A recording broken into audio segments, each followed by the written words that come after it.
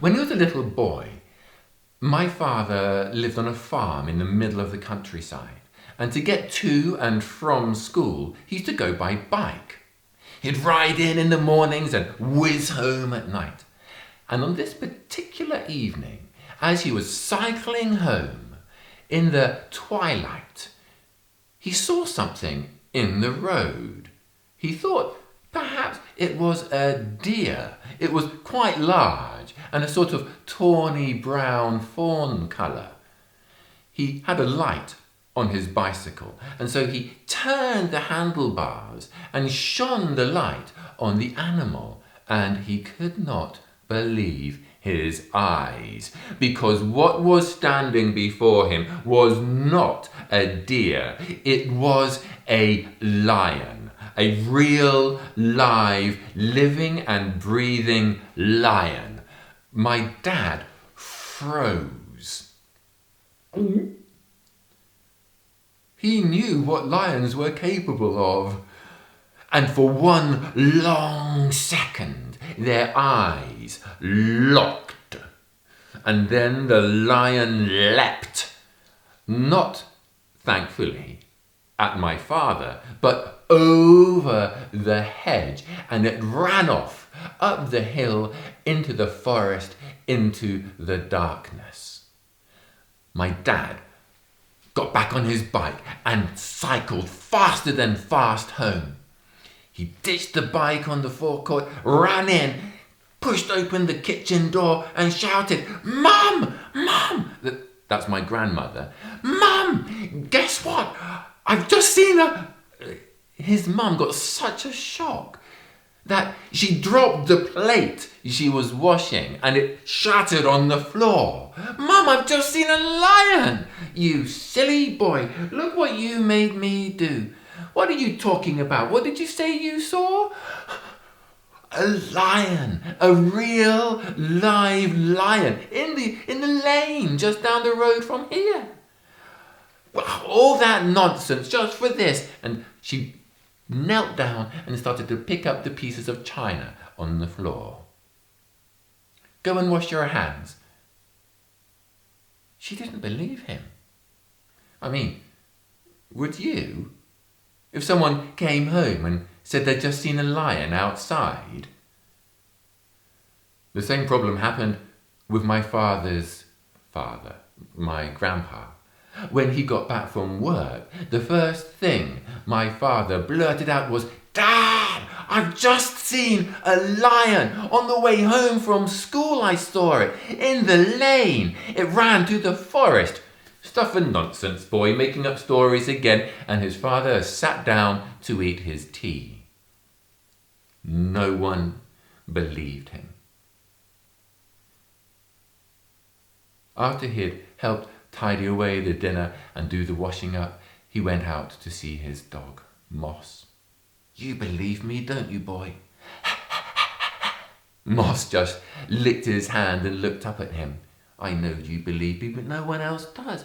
I did see a lion, Moss. I did." The next morning, my dad got back on his bike and cycled to school. And on the way there, he looked everywhere he could for any sign of the lion, but there was no sight of it.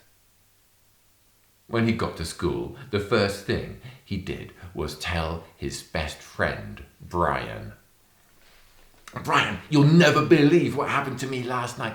I saw a lion just down the road from where I live, and it leapt over the hedges and it ran up the hill into the forest." Brian looked at him. "You're going crazy. Hey, everyone, he thinks he saw a lion last night. You..." No one believed him at school either. My father got pretty upset.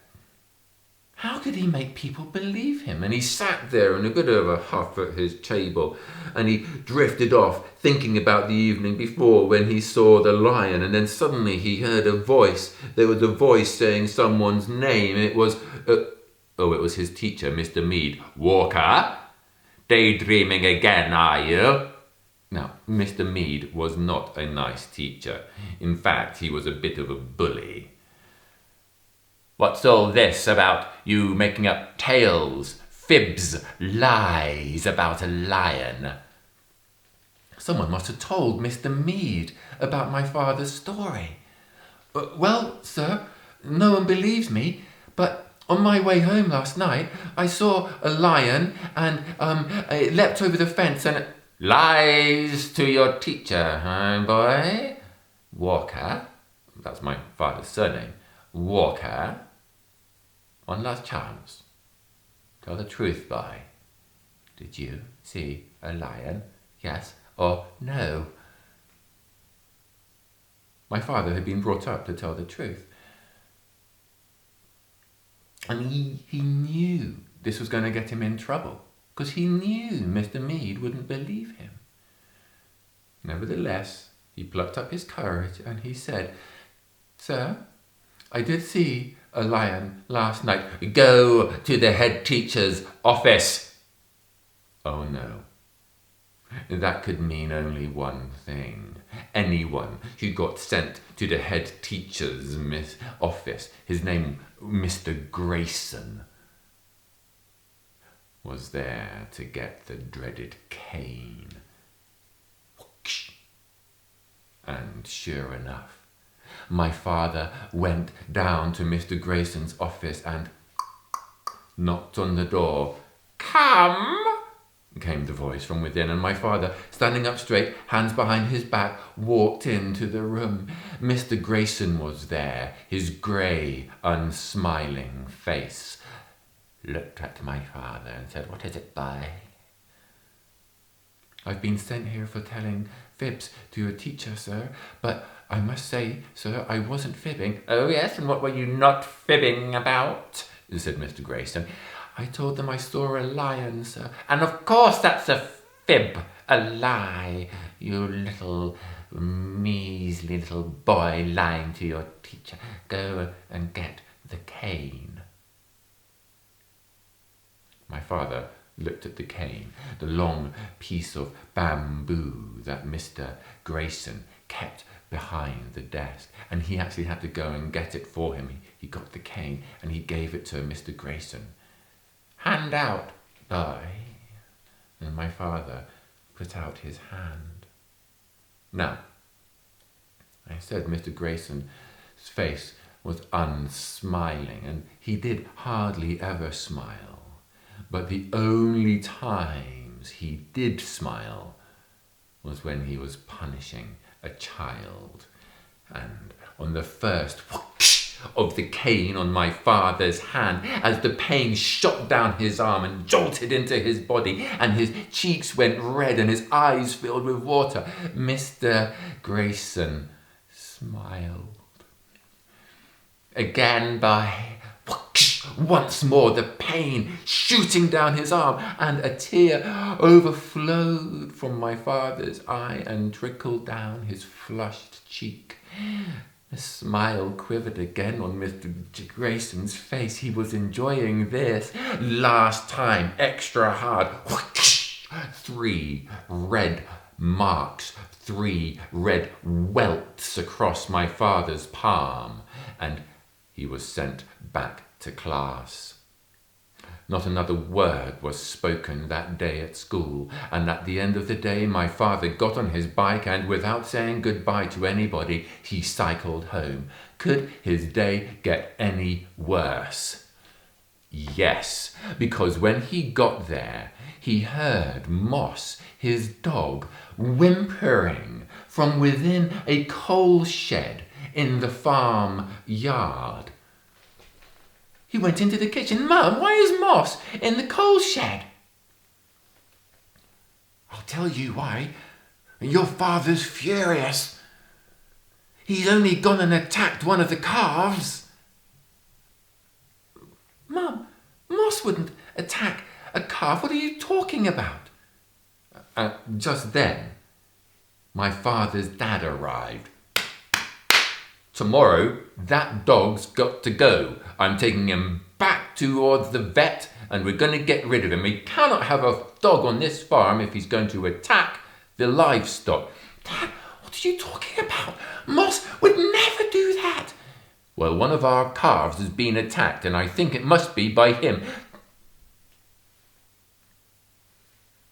Dad, I know who did it. I don't want to hear about any lion, boy. I know you don't want us to get rid of Moss, but we've got to. So don't start making up stories about how a lion did it. But Dad, it must have been the lion. Again, his father didn't believe him. And in fact, my dad was sent to bed without any dinner for being foolish and rude. What could he do? No one would believe him at school, and his dog, Moss, was going to go back to the vets. They might never see him again. Sitting in his room by himself that evening, he thought long and hard. How could he capture a lion? He couldn't. But then the idea came to him. He could capture him on film. He'd been given a camera for his birthday. He'd get a photograph of the lion. Then people would have to believe him.